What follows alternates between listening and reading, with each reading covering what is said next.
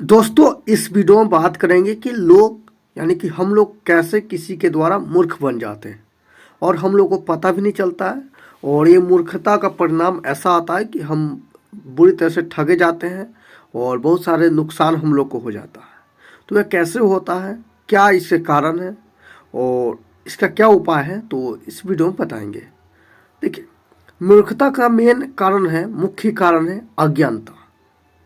ठीक है, भले आप कोई लाइन में भले बहुत ज़्यादा ज्ञानी हो, उस लाइन का अज्ञाता हो, उस लाइन में आप बहुत अच्छे जानकार हो, लेकिन कुछ ऐसे भी लाइन होते हैं, क्षेत्र होते हैं जिस क्षेत्र में आप थोड़ा भी न के बारे में जानते होंगे और उस क्षेत्र में आप जाते हैं, उस क्षेत्र में बिजनेस करने जाते हैं, पैसे इन्वेस्ट करने जाते हैं या किसी तरह से जुड़ने जाते हैं, तो आप उस क्षेत्र में ठगे जाएंगे क्योंकि उस क्षेत्र का आपका नॉलेज नहीं है। मैं आपको एग्जाम्पल के तौर पर बताता हूँ। जैसे मान लीजिए कि मेरे पास किताबी ज्ञान है लेकिन बिजनेस ज्ञान नहीं, नेटवर्किंग या कोई ऑनलाइन जो बिजनेस होता है जिसमें पैसे इन्वेस्ट करके कमाए जाते हैं, उसके बारे में मुझे थोड़ा भी नॉलेज नहीं है, तो मैं उस लाइन में जाऊंगा तो अवश्य ही ठगे जाऊंगा।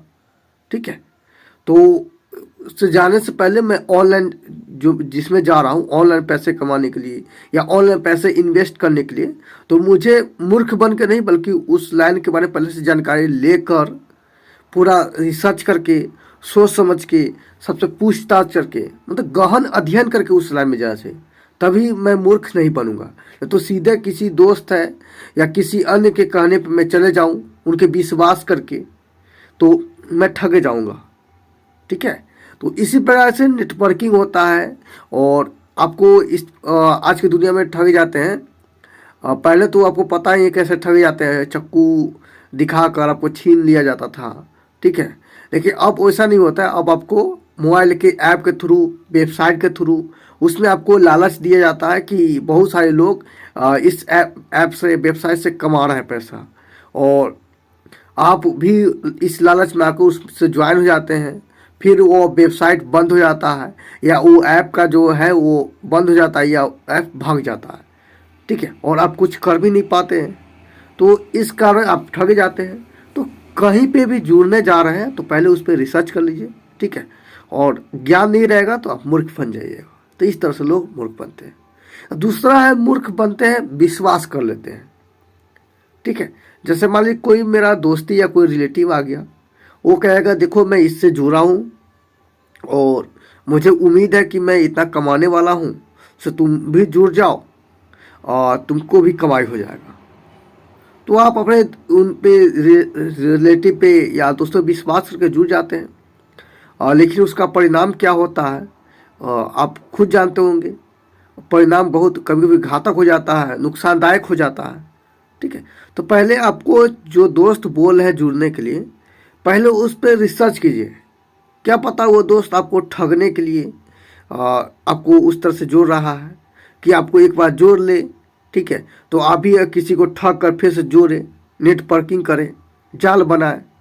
ठीक है, तो पहले पता कीजिए किसी न किसी तरह से कि आपका जो दोस्त है या रिलेटिव है जुड़ने के लिए कर रहा है तो वो उससे फ़ायदा उठाया कि नहीं।